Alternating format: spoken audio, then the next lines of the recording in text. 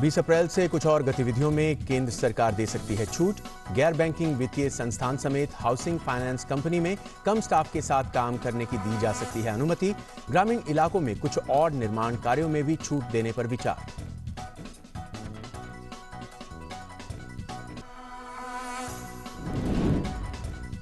Cabinet सचिव ने सभी राज्यों के मुख्य सचिव को लिखी चिट्ठी।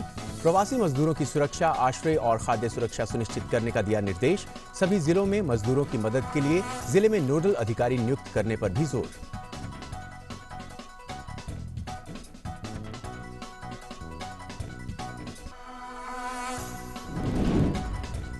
प्रधानमंत्री नरेंद्र मोदी ने कोविड-19 से निपटने के लिए वैश्विक नेताओं से की चर्चा। जॉर्डन के किंग और भूटान के प्रधानमंत्री से टेलीफोन पर की बातचीत।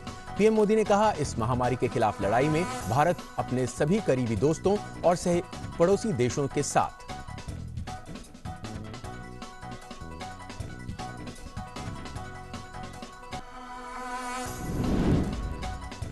भारत में 11,000 के पार पहुंची कोरोना वायरस के सक्रिय मामलों की संख्या। 437 लोगों की मौत, 1700 से ज्यादा लोग स्वस्थ। महाराष्ट्र में स्थिति खराब, लेकिन केरल में सुधरे हालात।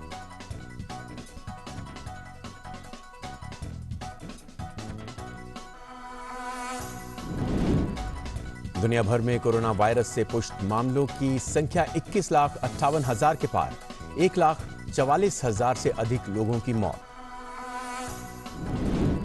अमेरिका में कोविड-19 का सबसे ज्यादा असर, अभी तक 33,200 से अधिक लोगों की मौत, 6,71,000 से अधिक लोग कोरोना वायरस से संक्रमित।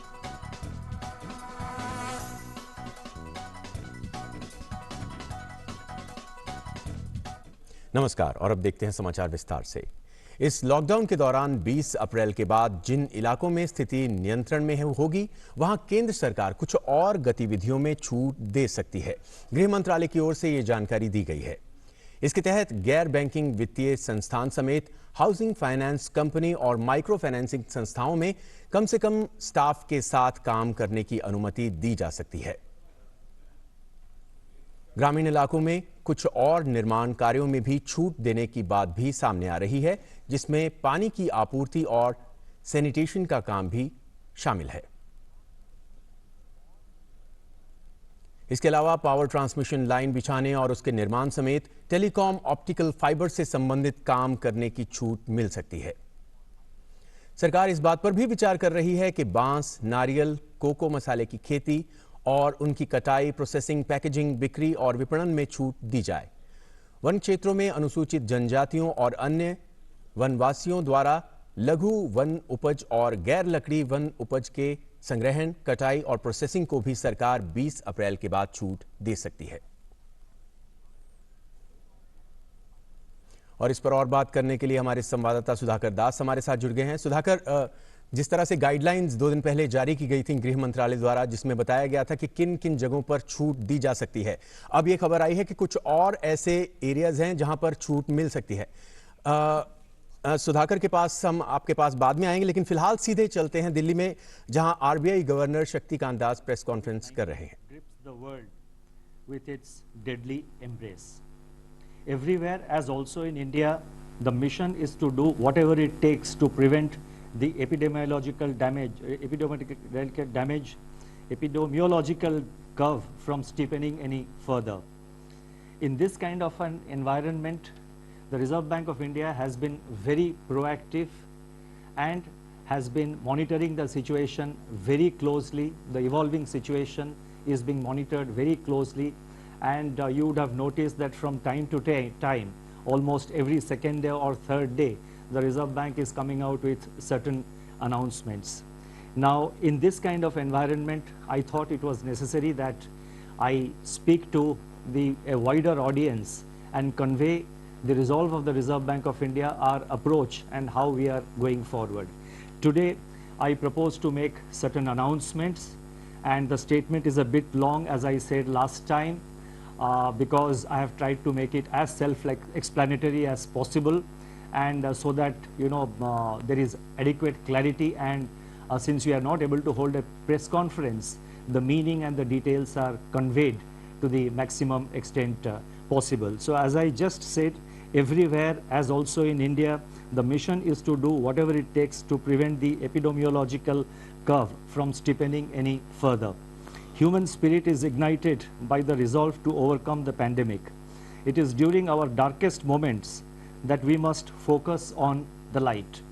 As Mahatma Gandhi said in his famous address at Kingsley Hall, London in October 1931, and I quote Mahatma Gandhi, "In the midst of death, life persists. In the midst of untruth, truth persists. In the midst of darkness, light persists."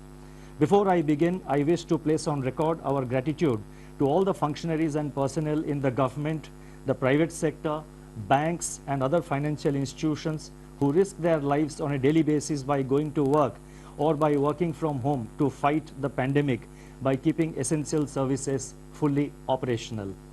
Our deepest appreciation goes out to doctors, healthcare and medical staff, police and law enforcement agencies who are at the front line.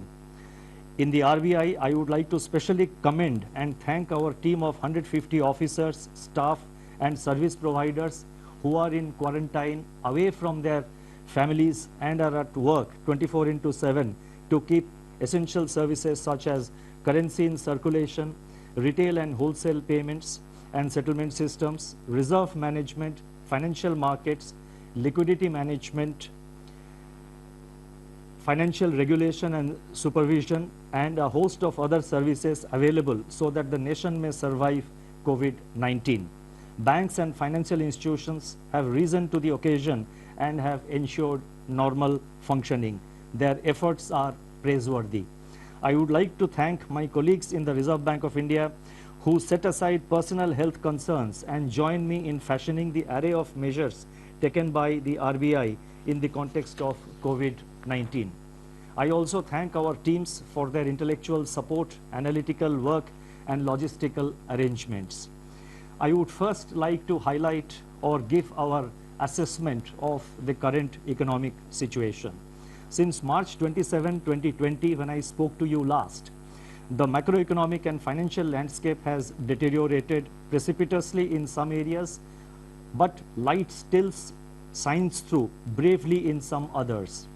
On April 14, the IMF released its global growth projections, revealing that in 2020, global economy is expected to plunge into the worst recession since the Great Depression, far worse than what had happened during the global financial crisis. The IMF's economic counselor has named it the Great Lockdown, estimating the cumulative loss to global GDP over 2020 and 21 at around $9 trillion, which is greater than the economies of Japan and Germany combined. Within this downturn, the projections are replete with even sharper declines in output in various countries. India is among the handful of countries that is projected to cling on somewhat tenuously to positive growth at 1.9%. In fact, this is the highest growth rate among the G20 economies as estimated by the IMF. The World Trade Organization sees world merchandise trade contracting by as much as 13 to 32%. I repeat, 13 to 32% in 2020. Global financial markets remain volatile and emerging market economies are grappling with capital flow and volatile exchange rates. Crude oil prices remain in a state of flux despite the agreement on production cuts by OPEC plus countries. For 2021, the IMF projects sizable V-shaped recoveries, close to 9 percentage points for the global GDP. India is expected to post a sharp turnaround and resume its pre-COVID, pre-slowdown trajectory by growing at 7.4% in 2021-22. Over the last 3 weeks, there have been a few data releases on domestic developments, but they are too disjointed to allow a comprehensive assessment of the state of economy. Yet, there are a few slivers of brightness among the encircling gloom.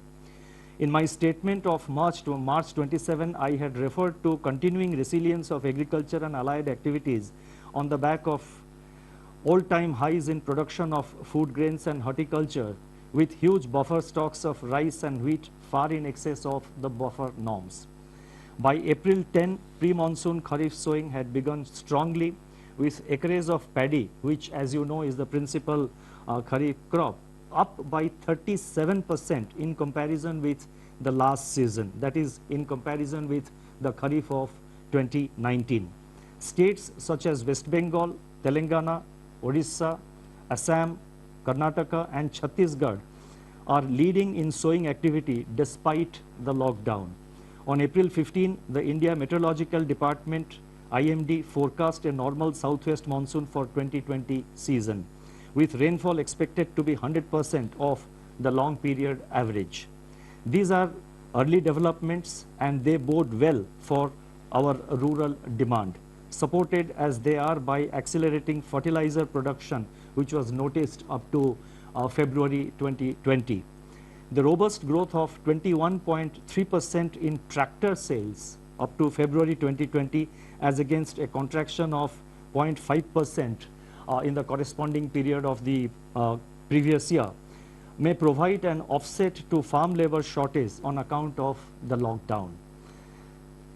In other production sectors, the situation is more somber. On April 9, the index of industrial production for February was released, showing that industrial output accelerated to its highest rate in 7 months. The impact of COVID-19 is not yet captured in these prints. So therefore, there is no reason to get misled by the IIP data which was released up to February, because the impact of COVID-19 comes thereafter. More tellingly, however, the revival in electricity generation, a coincident indicator of demand that had commenced from January 2020, has been halted by a sharp fall in daily demand in the range of 25 to 30% after the lockdown announcement on March 25th. Automobile production and sales, port freight traffic declined sharply in March, as recently released data indicates.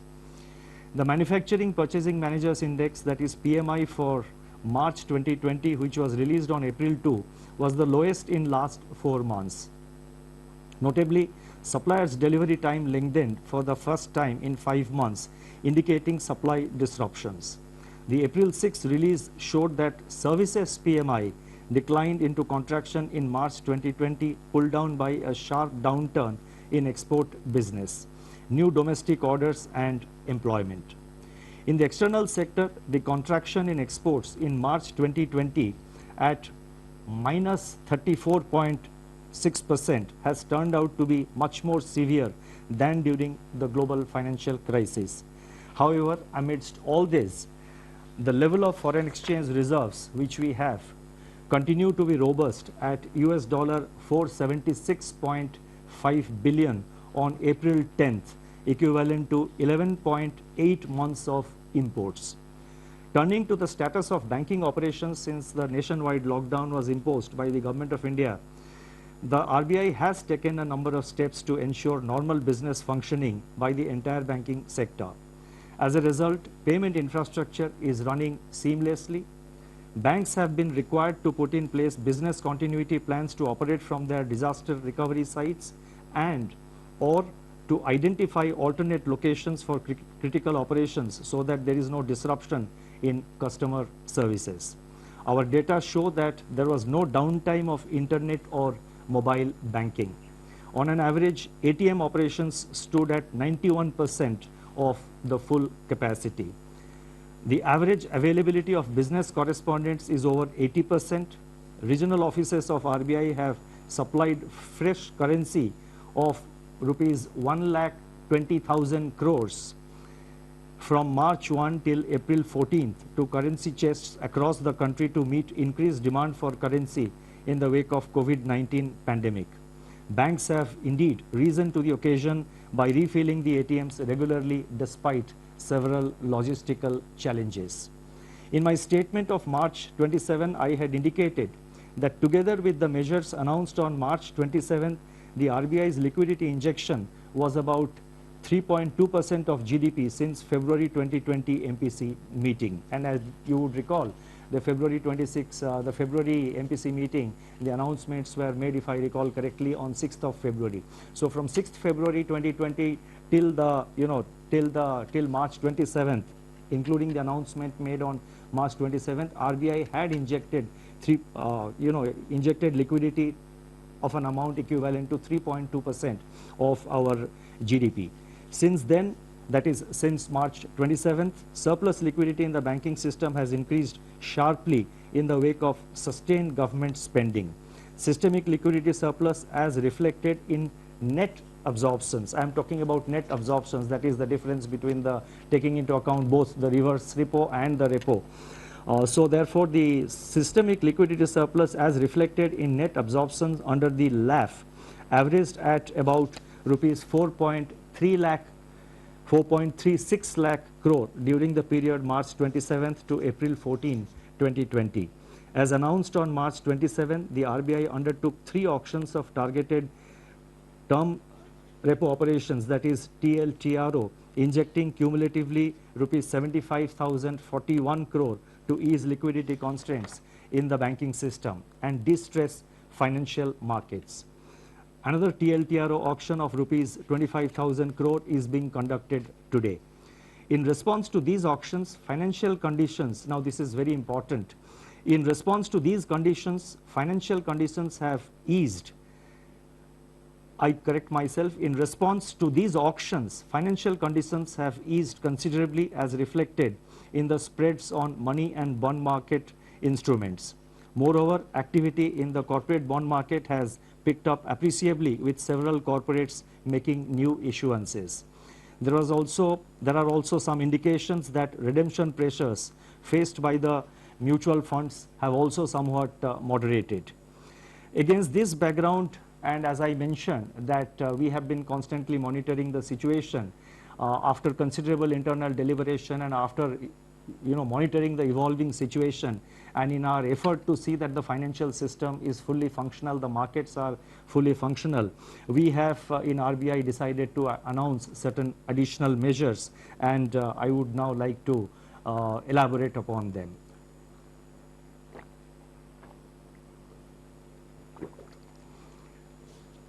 Against this backdrop and based on our continuing assessment of the macroeconomic situation and financial market conditions, we propose to take further measures with the following objectives. 1, to maintain adequate liquidity in the system and its constituents in the face of COVID-19 related dislocations. 2, facilitate and incentivize bank credit flows. 3, ease the financial stress. And 4, enable the formal functioning of markets. The first set of measures relate to liquidity management. The RBI has moved in a calibrated fashion to ensure conducive financial conditions and normalcy in the functioning of financial markets and institutions. The initial efforts to provide adequate system level liquidity are reflected in sizable net absorptions under the reverse repo operations. With this achieved, the RBI has undertaken measures to target liquidity provision to sectors and entities which are experiencing liquidity constraints and or hindrances to market access. That is, they have a difficulty in accessing the market and they have difficulty of having adequate liquidity with them. LTROs, that is long-term repo operations, which we have undertaken. So these were meant to ensure adequate liquidity at longer end of the curve, longer end of the yield curve. Exemptions from the cash reserve ratio for equivalent incremental credit disbursed by banks as loans in certain select areas and targeted LTROs or TLTROs fall in this category. In this category or in this class and sector specific measures. It is observed that deployment of TLTRO funds so far has largely been to bonds issued by public sector entities and large corporates, especially in primary issuances. The disruptions caused by COVID-19 have, however, more severely impacted small and mid-sized corporates, including NBFCs and MFIs. in terms of their access to liquidity. So we have therefore decided to undertake what we call TLTRO operations 2, that is TLTRO 2.0. Accordingly, it has been decided to conduct targeted long-term repo operations TLTRO 2.0 for an aggregate amount of rupees 50,000 crore to begin with. Please mark my words, rupees 50,000 crore to begin with in tranches of appropriate sizes. Based on our assessment of the evolving situation and based on the pattern of utilization of this 50,000 crore by the market and in the market, it is always open for RBI to step up this amount beyond 50,000 crores as per requirement or as may be necessary to see that various segments of the market, various segments of the MFIs, the NBFCs and other institutions in terms of liquidity, they remain well lubricated. The funds availed by the banks under TLTRO 2.0 should be invested in investment grade bonds, commercial paper and non-convertible debentures of NBFCs with at least 50% of the total amount availed going to small and mid-sized NBFCs and MFIs. So therefore, the emphasis will be to see that there is adequate flow to the mid-size and the small NBFCs as well as to the MFIs. The guidelines in this regard will spell out the relevant details. These investments have to be made within 1 month of the availment of liquidity from RBI, as in the case of the earlier TLTRO auctions which have been conducted so far. Investments made by banks under this facility will be classified as held to maturity HTM even in excess of 25% of total investment permitted to be included in HTM portfolio. Exposures under this facility are also not to be reckoned under the large exposure framework, and the notification for TLTRO 2.0 auction will be issued today. The next announcement relates to refinancing facilities for all India financial institutions like NABARD, SIDBI and the National Housing Bank. All India financial institutions such as NABARD, SIDBI and National Housing Bank play an important role in meeting the long-term funding requirements of agriculture and the rural sector, small industries, housing finance companies, MFIs and NBFCs. These all India financial institutions normally raise resources from the market through specified instruments which are allowed by the Reserve Bank of India, in addition to, of course, relying on their own resources. In view of the tightening of financial conditions in the wake of COVID-19 pandemic, these institutions are today facing difficulties in raising resources from the market.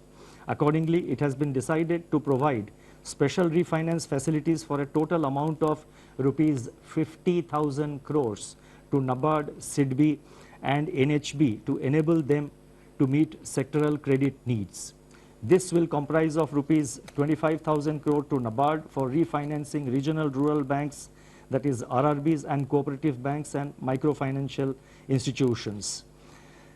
Rupees 15,000 crore will flow to SIDBI for on-lending and refinancing, and as you know, SIDBI will be lending this money to, by way of providing refinance to scheduled commercial banks as well as to other financial entities, NBFCs, MFIs, etc., who sanction loans to the MSME segment of the economy. And NHB will be allotted rupees 10,000 crore for supporting housing finance companies, HFCs. Now these amounts which I announced, that is totally 50,000 crore, of which 25,000 crore goes to NABARD, 15,000 crore goes to SIDBI and 10,000 crore goes to NHB. These amounts have been determined and decided in consultation with these institutions. Should there be additional requirement by these institutions, and again depending on and based on the actual utilization of resources provided, funds provided by the liquidity provided by the RBI, if there is a further requirement, the RBI will assess the situation, review it and take further measures to step up this level of liquidity support.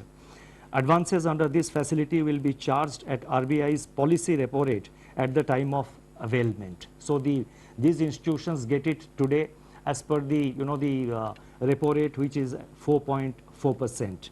So therefore, this will enable these institutions to provide the refinance at an affordable rate, at a reasonable rate, when they extend this money to various lending institutions.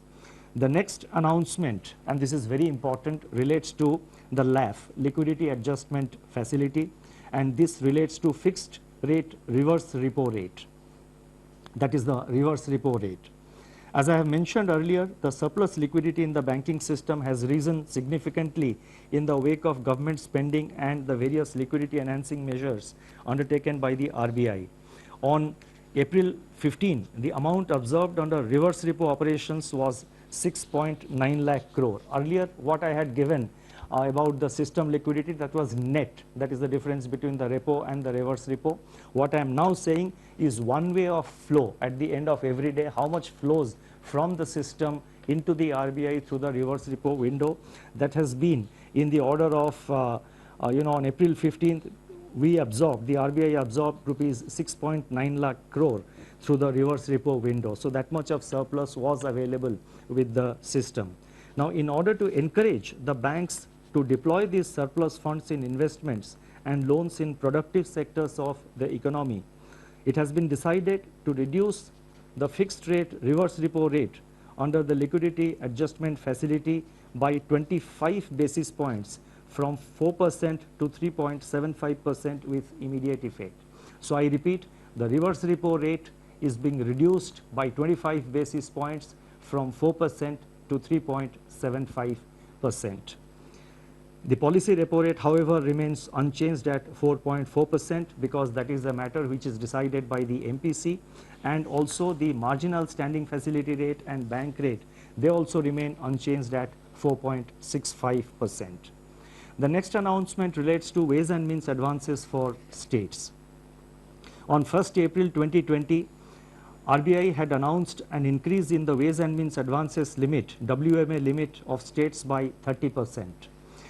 It has now been decided to increase the WMA limit of states by 60%, by 60% over and above the level as on March 31st, 2020 to provide greater comfort to the states for undertaking COVID containment and mitigation efforts, and also to plan their market borrowing programs better. This we expect will help the states not to bunch up their borrowing program in the early part of the year, but to space it appropriately as per their requirement. The increased limit will be available, that is this increased limit of WMA up to by 60%. This facility will be available till September 30th, 2020. The next set of measures are related to regulatory measures. On March 27, 2020, the Reserve Bank had announced certain regulatory measures to mitigate the burden of debt servicing brought about by disruptions on account of COVID-19 and to ensure the continuity of viable businesses. Based on a review of rapidly evolving situation and consistent with globally coordinated action committed to by Basel Committee on Banking Supervision to alleviate the impact of COVID-19 on global banking system, additional regulatory measures are being announced today. So whatever regulatory measures we are announcing, they are consistent with the Basel guidelines. The first measure under this category of regulatory measures, they relate to asset classification. Economic activity has come to a standstill during the period of the lockdown. Now, as I go with these announcements, I request your patience because in the concluding paragraphs, in the concluding 2 or 3 paragraphs to which I will come very shortly, I have attempted to give some kind of a forward guidance on certain aspects, so I request your patience. I repeat, economic activity has come to a standstill during the period of the lockdown with consequential lingering effects which have unambiguously affected the cash flows of households and businesses. On March 27, the Reserve Bank had permitted lending institutions to grant moratorium of 3 months on payment of the current dues falling due between 1st March and May 31st. It is recognized that the onset of COVID-19 has also exacerbated the challenges for such borrowers even to honor their commitments which have fallen due on or before February 29, 2020. in standard accounts. The Basel Committee on Banking Supervision has taken cognizance of the financial and economic impact of COVID-19 and very recently announced that the payment moratorium periods, public or granted by banks on a voluntary basis relating to COVID-19 outbreak, can be excluded by banks from the number of days past due in respect of NPA recognition. Therefore, it has been decided that in respect of all accounts for which lending institutions decide to grant moratorium or deferment and which were standard as on 1st March 2020, the 90-day NPA norm shall exclude the moratorium period. That is, there would be an asset classification standstill for all such accounts from 1st March to 31st May 2020. NBFCs which are required to comply with Indian accounting standards Ind AS may be guided by the guidelines duly approved by their boards and as per the provisions and as per the advisories of the Institute of Chartered Accountants of India in recognition of impairments. In other words, NBFCs do have the flexibility under the prescribed accounting standards to consider such relief to their borrowers. At the same time, we are cognizant of risk build-up in banks' balance sheets on account of firm-level stress and delays in recoveries. With the objective of ensuring that banks maintain sufficient buffers and remain adequately provisioned to meet future challenges, they will have to maintain a higher provision of 10% on all such accounts under the standstill, spread over 2 quarters, that is March, that is the quarter ending March 2020 and June 2020. These provisions can be adjusted later on against the provisioning requirements for actual slippages in such accounts. You see, while we are announcing certain forbearances, etc., for the banks, Reserve Bank as the regulator of the banking system has to ensure that our banks remain financially healthy over a period of time and in the long term. So therefore, while announcing certain prudential relaxations, we have to necessarily see that the banking system also remains healthy. So therefore, we have required them to make certain provisions, and in any case, we are saying that these provisions can be adjusted later on against provisioning requirements for actual slippages. So only if the slippage doesn't arise, then the banks have adequate flexibility to sort of deal with appropriately deal with it in their accounts. The next announcement relates to extension of resolution timeline. Under RBI's Prudential Framework of Resolution of Stressed Assets, dated June 7, 2019, in the case of large accounts under default, scheduled commercial banks, all India financial institutions, NBFCs which are non-deposit taking but systemically important, and deposit taking NBFCs are currently required to hold an additional provision of 20% if a resolution plan has not been completed within 210 days from the date of such default. Recognizing the challenges to the resolution of stressed assets in the current volatile environment, it has been decided that the period of resolution plan shall be extended by 90 days. The details of this announcement will, of course, be spelled out in the circular which will be issued. The next announcement relates to distribution of dividend. It is imperative that banks conserve capital to retain their capacity to support the economy and absorb losses in an environment of heightened uncertainty. It has therefore been decided that in view of the COVID-19 related economic shock, scheduled commercial banks and cooperative banks shall not make any further dividend payouts from profits pertaining to the financial year ended 31st March 2020 until further instructions. This restriction shall, however, be reviewed on the basis of the financial position of banks for the quarter ending September 30, 2020. The next announcement relates to LCR, liquidity coverage ratio. The Reserve Bank, and this is a norm which has been prescribed for the banks, as you would know. Reserve Bank has been proactively taking measures to address systemic liquidity issues through a slew of monetary and market operations. In order to ease the liquidity position at the level of individual institutions, the LCR requirement for scheduled commercial banks we have now decided that the LCR requirement of scheduled commercial banks will be brought down from, it is being brought down from 100% to 80% with immediate effect. I repeat, LCR requirement is being brought down from 100% to 80% with immediate effect. The requirement shall be gradually, however, restored back in two phases, 90% by 1st October 2020 and 100% by 1st April 2021. The next announcement relates to NBFC loans to commercial real estate projects. In terms of extant guidelines for banks, the date for commencement of commercial operations, DCCO, in respect of loans to commercial real estate projects delayed for reasons beyond the control of promoters can be extended by additional 1 year over and above the 1 year extension permitted in the normal course without treating the same as restructuring. And restructuring, as you know, would obviously have implications for asset classification. It has now been decided to extend a similar treatment to loans given by NBFCs to commercial real estate. This will provide relief to NBFCs as well as to the real estate sector. Now, before I go to the concluding remarks, let me mention that the RBI, as I mentioned earlier, is monitoring the situation very closely. We are very vigilant about the developments, and whenever required, we will make necessary announcements.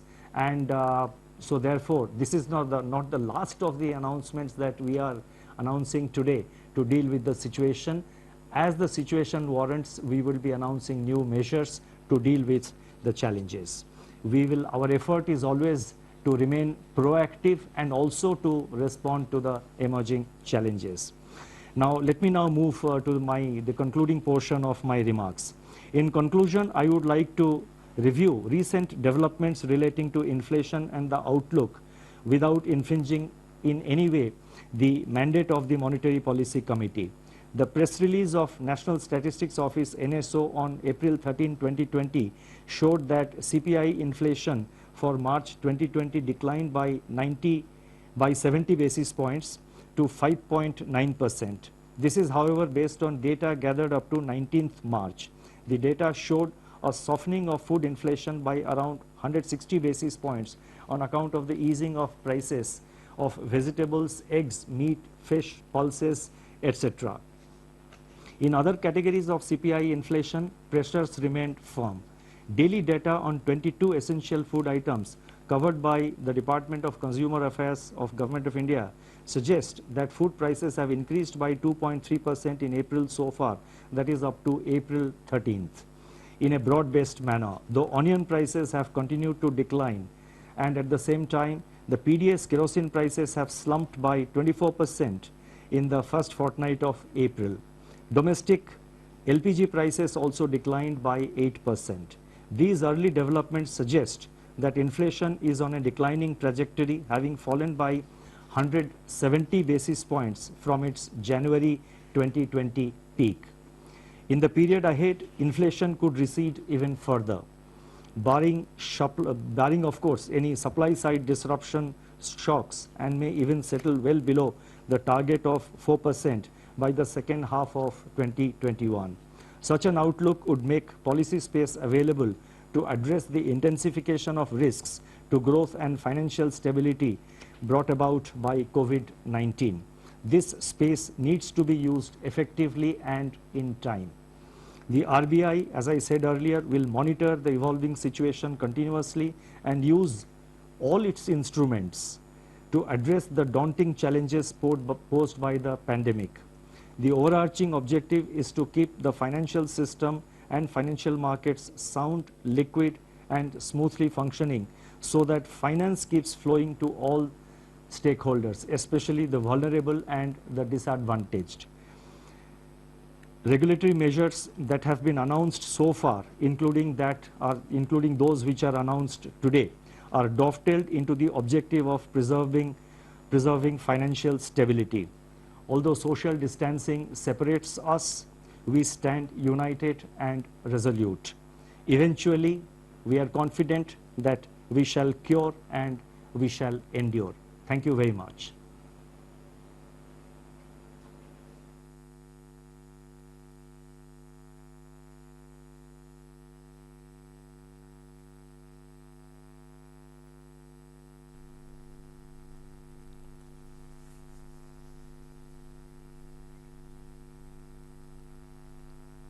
But those were live visuals there coming from the RBI Governor Shaktikant Das press conference. He addressed the media a little while from now. This is the second such address by the RBI during the lockdown period. He began his address by quoting Mahatma Gandhi, with humanity facing the trial of its time. Governor Shaktikant Das thanked the service providers and also doctors. He also thanked the RBI staff who are working amid this particular lockdown period.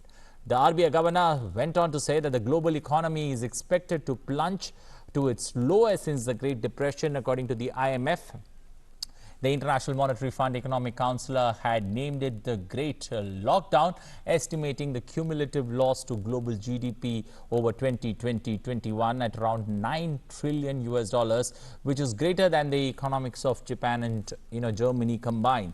However, India is expected to project a sharp turnaround in 2021 at 7.4%. That's what the RBI governor said, and no need to get misled by the IIP data since it was only till February. India's foreign exchange reserves continue to remain robust. The RBI governor has announced a 50,000 crore booster package for small and medium-sized industries to recover from the lockdown. The reverse repo rate has been cut to 3.75 from 4%, while the LCR requirement has been brought down from 100% to 80%. He finally concluded by saying that RBI is closely monitoring the situation and ready to tackle any emerging challenges that comes RBI's ways.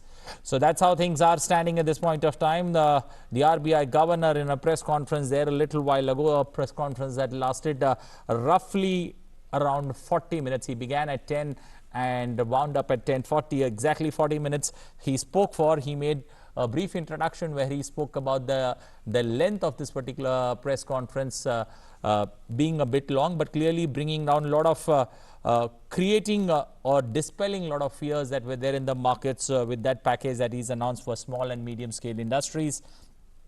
Also, the WA limit that's been increased by 60% till September 30th. The reverse repo rate, as I mentioned, has been cut from 4% to 3.75%. Also, refinancing facility that has been announced for NABARD, SIDBI and NHB, along with that package of 50,000 crores that he's announced. Ajay Mishra, a correspondent, a financial correspondent there, expect to join us to help us understand on what exactly and how it worked out. Well, Ajay Mishra there already and ready to join us for more inputs on this particular story. Ajay, looking at the way this particular announcement has come from the RBI governor, the second announcement in this lockdown period, what are the big takeaways for everyone who was waiting with bated breath to listen to the RBI governor and pick up some finer points for their respective industries? So absolutely, for the very important announcement from the RBI governor is about the trajectory of Indian economy and especially inflation going forward. Okay. He's clearly saying that the inflation going forward is going to be downwards from now on.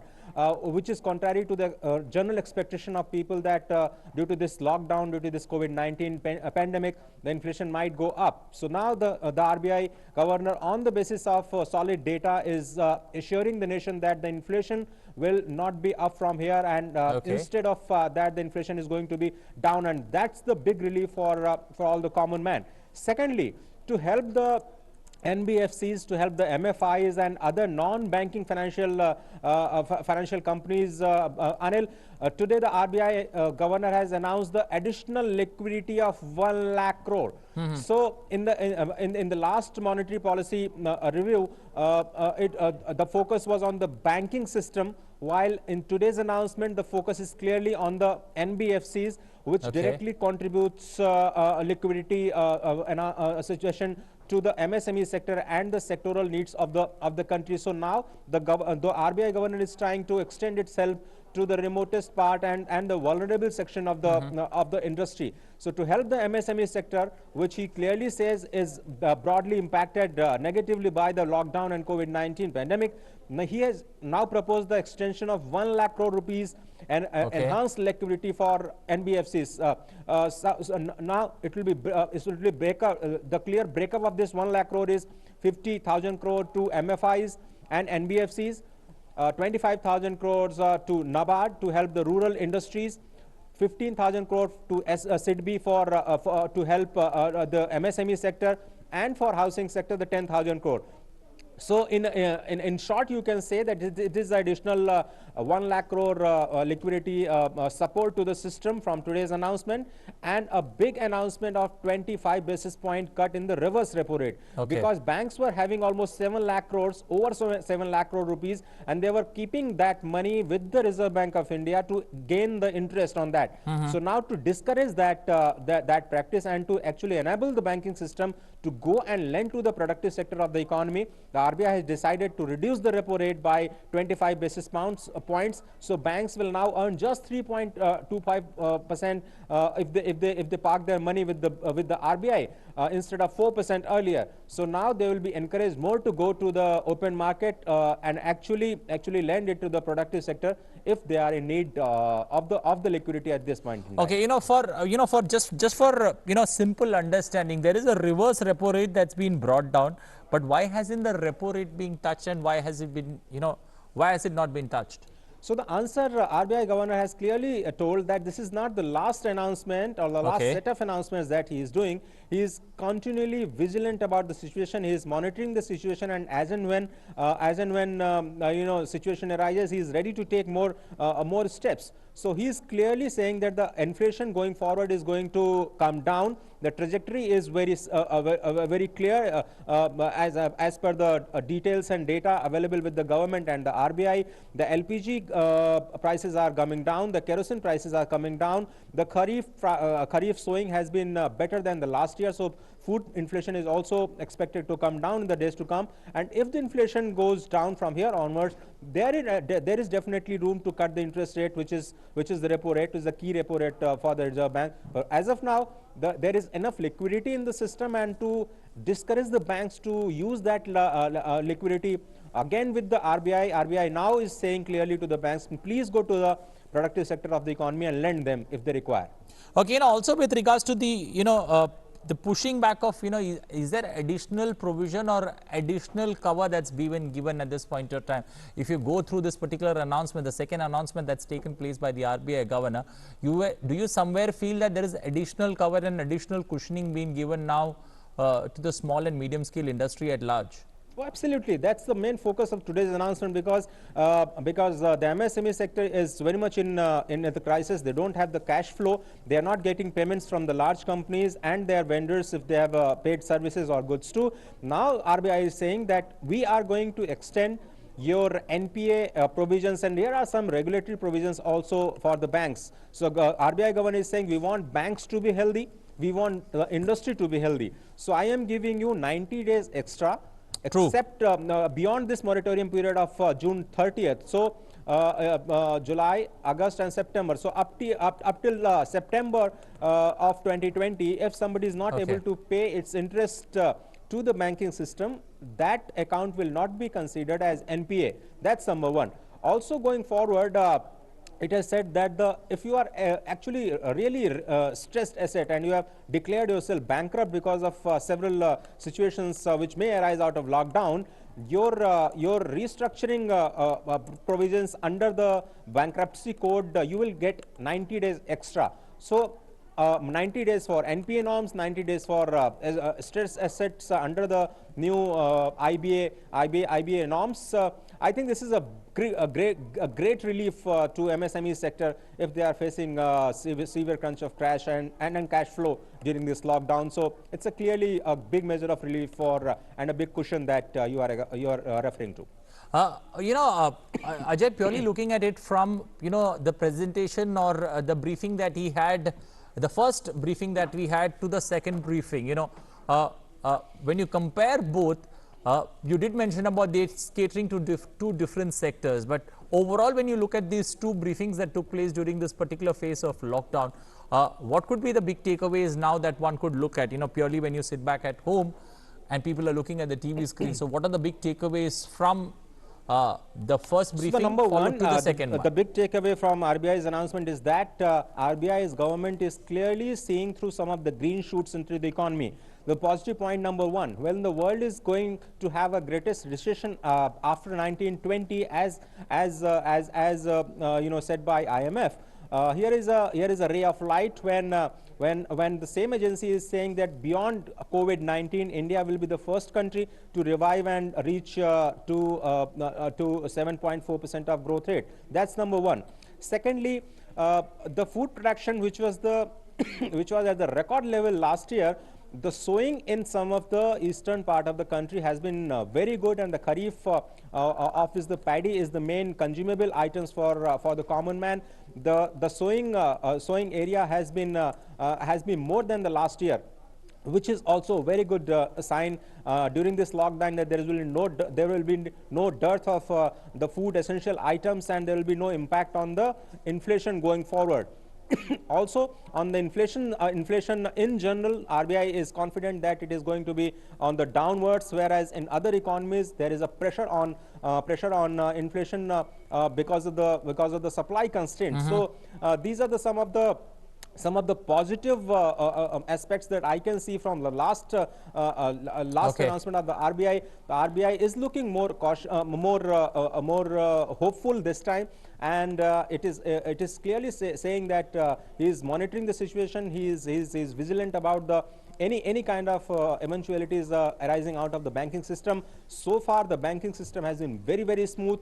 And he has also said that all the financial activities as well as the ATM operations are absolutely on track, and people are not facing any kind of difficulty while operating the internet banking system. So banks are quite robust, and that's a very big positive development. Now the stressed sector, both from the sectoral demands as well as from the MSME sector, when they actually pointed out certain difficulties to the government and the RBI, I think this is the phenomenal success of the coordinated effort between the government and the regulator. And I think the different sectors will come up to actually welcome these decisions when they actually absorb them fully. Okay, phenomenal move according to you. But one quick word, anytime the RBI governor comes out and speaks, you got to see a trickle-down effect on the stock markets. However, the Sensex and Nifty, taken this particular news, and what's been the observation? More than 3%. Nifty is up by I think 2.5%, and recently I have also seen all the sectors of the capital market are up. So RBI, the impact, obviously we are discussing in the capital market, but the impact of all the decisions which has been taken so far by the government and the RBI has very much positive impact on forex market, on the bond market, on the capital market, so to say. So all financial markets seems very healthy at this point in time, and barring some of the emerging economies, I think India is placed at one of the bright spots when it comes to the functioning of financial markets as well as the currency markets at this point in time. Okay, we'll leave it there. Thank you, and appreciate you joining us with those updates there on that particular story. The RBI governor, they're coming out with his second, interaction with the media there, purely when this particular lockdown has been announced, and the RBI governor clearly launching round 2 of liquidity bonanza, this time for small NBFCs and MFIs there. So that's how things standing. Things looking good, and big takeaways there for the MSME sector. Well, now looking at some numbers when it comes to COVID-19, the active number of cases of COVID-19 in India has climbed to 11,201. 1,748 cases have been or people have been cured or discharged, while there are 437 deaths, people that have succumbed to this particular pandemic. Maharashtra remains the worst hit state with 3,205 cases and 194 deaths, followed by Delhi reporting 1,640 cases and 38 deaths. Madhya Pradesh, Rajasthan and Tamil Nadu have also reported more than 1,000 cases. Ministry of Home Affairs, meanwhile, has notified some more activities exempt from lockdown measures from the 20th of April. These include services are non-banking financial institutions, including housing finance companies and microfinance institutions with bare minimum staff, and cooperative credit societies.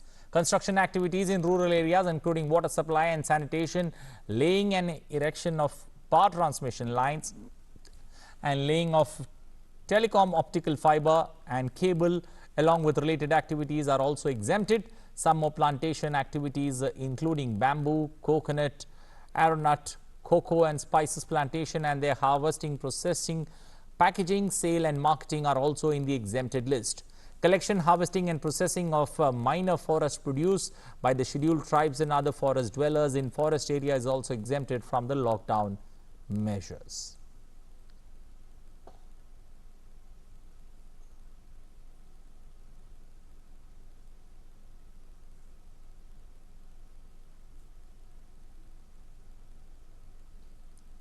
Government of India has been giving a great deal of importance to the welfare of migrant laborers and stranded persons during the implementation of lockdown measures for containment of COVID-19 in the country. Cabinet Secretary has written to all states, union territories to ensure effective implementation of detailed guidelines issued by the Ministry of Home Affairs for ensuring safety, shelter and food security of migrant laborers. The communication urges states to direct all district collectors to immediately undertake the review of a situation. They may appoint nodal officers, if not already appointed, for coordinating and monitoring the issues related to migrant laborers. In metropolitan areas, municipal commissioners may be assigned the responsibility of the implementation of the welfare measures. The document further states that all districts may undertake a comprehensive enumeration of migrant laborers and stranded persons and make all necessary arrangements for providing food and shelter for them. Psychosocial counseling may also be provided to such persons as per the guidelines issued by the Ministry of Health and Family Welfare in this regard. Well, that's all we had time for in this edition of news. But remember, stay indoors, stay safe and be positive. Bye-bye.